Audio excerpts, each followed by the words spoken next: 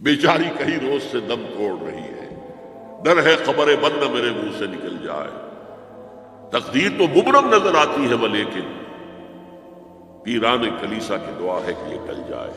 تو پہلی بات میری ختم ہوئی، عالمی نظام خلافت دنیا کی تقدیر مبرم ہے، ہو کر رہے گی، اس میں کسی صاحب ایمان کو کوئی شک، کوئی شبہ، کوئی ریب نہیں ہونا چاہیے۔ البتہ اس کا اب دوسرا پہلو کیا ہے، اس کا آغاز کہاں سے ہوگا؟ پہلی بات تو یہ، ہمارے بعض لوگوں کے ذہنوں میں، سادہ دل لوگ وہ سمجھتے ہیں کہ پوری دنیا میں ایک ہی دفعہ آ جانی چاہیے، یہ کوئی علاقائی خلافت تو نہیں ہو سکتی، خلافت تو عالمی ہوتی ہے۔ ان سے میں کہتا ہوں، عالمی خلافت کب تھی جناب؟ یہ تو نہ خلافت راشدہ میں عالمی تھی، کیا ہندوستان شامل تھا اس میں؟ کیا چین شامل تھا؟ کیا یورپ شامل تھا؟ اور پھر جو خلافت کے نام سے جو ملوکیت چلی ہے، وہ بھی صرف دور بنو امیہ میں کہہ سکتے ہیں کہ وہ پورا عالم اسلام کم سے کم اس کے تحت تھا۔ بعد میں خلافت عباس، بنو عباس میں، اور فاطمیین کی خلافت میں، اور آل عثمان جو ہے آٹومان ٹرکس کی خلافت میں ٹکڑے تھے، اس سے بکھرے تھے، کوئی مانتا تھا، کوئی نہیں مانتا تھا۔ اور سب سے بڑی بات یہ، اگر ایک دم پوری دنیا پر خلافت قائم ہو سکتی تو حضور کے دست مبارک سے ہوتی، لیکن نہیں ہوئی۔ نتیجہ کیا نکلا؟ ایک ملک میں حضور نے قائم کر دی ہے، جزیرہ نما عرب، یہاں خلافت قائم ہو گئی، حضور خلیفہ ہے۔ اس کے بعد آپ کے خلفائے راشدین نے پھر اس کو وسعت دی، شرقاً غرباً شمالاً۔ 3 کالمز نکلے ہیں فوجوں کے، صحابہ کرام کے، 3 کالمز، ایک ایسٹ ورڈ، ایک ویسٹ ورڈ، ایک نارتھ ورڈ۔ ایک عراق کو فتح کرتے ہوئے ایران میں پہنچ گیا، خراسان تک چلا گیا۔ ایک شام کو فتح کرتے ہوئے اور پھر سینائی پیننسولا سے ہو کر افریقہ میں داخل ہوا اور اٹلانٹک تک پہنچ گیا۔ تیسرا سیدھا شمال میں گیا، لیکن یہ زیادہ دور نہیں جا سکتا تھا، کوکیشین ماؤنٹینز آ گئے، کوہ قاف۔ اس زمانے میں تو یہ یوں سمجھیے کہ امپیسیبل تھا، کوہ قاف، لہذا وہاں کر اب بھی یہ ہوگا، کسی ایک جگہ سے شروع ہوگا پھر پھیلے گا، اس کے سوا کوئی چارہ کار ہے ہی نہیں۔ اگر ہر جگہ پوری دنیا میں ایک ہی وقت میں ہو سکتا تو حضور کے دست مبارک سے ہوتا صلی اللہ علیہ وسلم۔ اب وہ نقطہ کون سا ہوگا، نقطہ آغاز کون سا ہوگا؟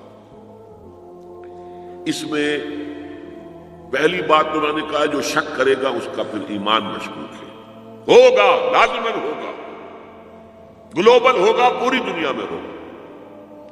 کہاں سے شروع ہوگا اس میں آپ اختلاف کر سکتے ہیں، لیکن مجھے تو 2 حدیثیں تو ملی ہیں جن سے یہ اندازہ ہوتا ہے کہ یہ اس مشرقی خطے سے ہوگا، عرب کے مشرق کی جانب کسی ملک سے ہوگا، کسی خطے سے ہوگا۔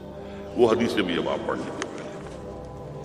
پھر میں کہہ رہا ہوں، یہ خزانہ ہے جو ہم نے آپ کی خدمت میں پیش کیا ہے، کاش کہ آپ اس کی قدر کر سکیں، یہ حدیثیں آپ کو ازبر ہو جائیں، یاد ہو جائیں، لوح قلب پر نقش ہو جائیں۔ ہندوستان اور خراسان یعنی موجودہ افغانستان کا ذکر،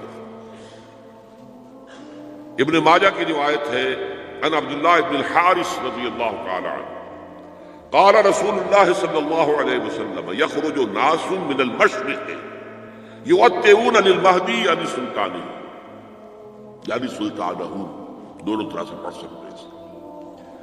حضرت عبداللہ ابن حارث فرماتے ہیں رضی اللہ تعالی عنہ کہ حضور نے ارشاد فرمایا، مشرق کی طرف سے وہ فوجیں نکلیں گی، لوگ آئیں گے جو عرب میں مہدی کی حکومت قائم کریں۔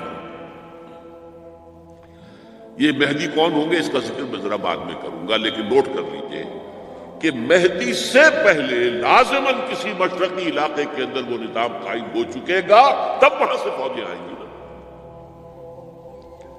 یہ مشرق کون سا ہے؟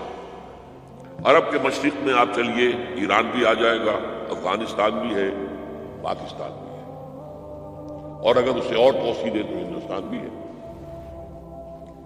یہ ہے عرب کا مشرق۔ اس سے فوجیں جائیں گی۔ اس کا کیا مطلب ہے کہ اس میں سے کسی جگہ پر نظام خلافت پہلے قائم ہو جائے گا تاکہ وہاں سے فوجیں جائیں گی جو جزیرہ نما عرب میں حضرت مہدی کی حکومت کو قائم کریں گی۔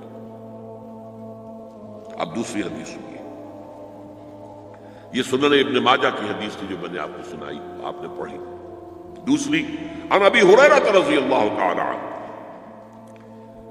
یہ ترمذی شریف کی روایت ہے، قال قال رسول اللہ صلی اللہ علیہ وسلم یخرج من خراسان رایات سود لا يردها شیء حتی تنصب بإیلیا، خراسان کے علاقے سے سیاہ جھنڈے لے کر فوجیں آئیں گی، ان کا رخ کوئی موڑ نہیں سکے گا، ان کو پیچھے پھیر نہیں سکیں گے کوئی بھی، یہاں تک کہ وہ یروشلم میں جا کر جھنڈے نصب کر دیں گے۔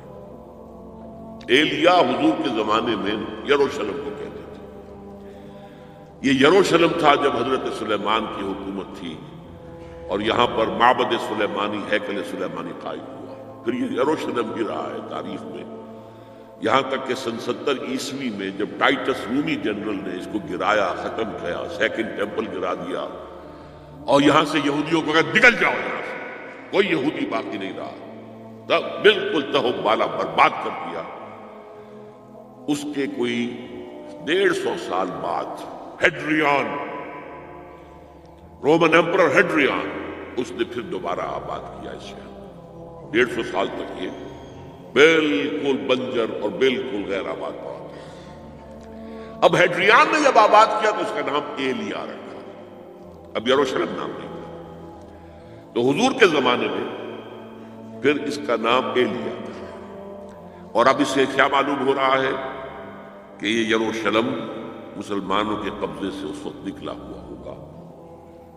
ایک دفعہ پہلے نکلا تھا، سن 1099 عیسوی میں مسلمانوں کے ہاتھ سے نکلا، کروسیڈرز عیسائیوں نے آ کر اس کو قبضے میں کیا، لاکھوں مسلمانوں کو مارا، قتل کیا۔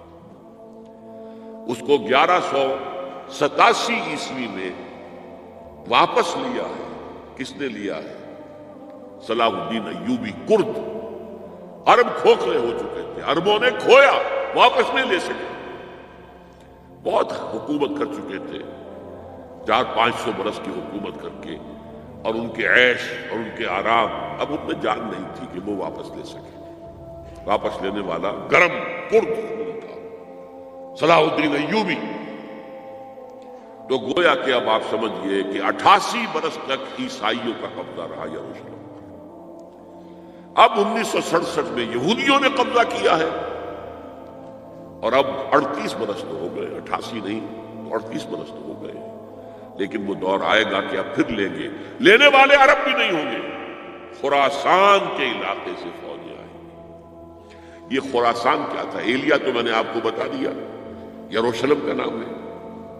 خراسان اس زمانے میں ایک بہت بڑے ملک کو کہتے تھے، کچھ حصہ پاکستان کا بھی اس میں شامل ہے، کچھ حصہ ایران کا بھی ہے۔ ایران کے اس حصے کو اب بھی خراسان کہتے ہیں، وہ ایک صوبہ ہے۔ خراسان ایک صوبہ ہے ایران کا، چھوٹا سا۔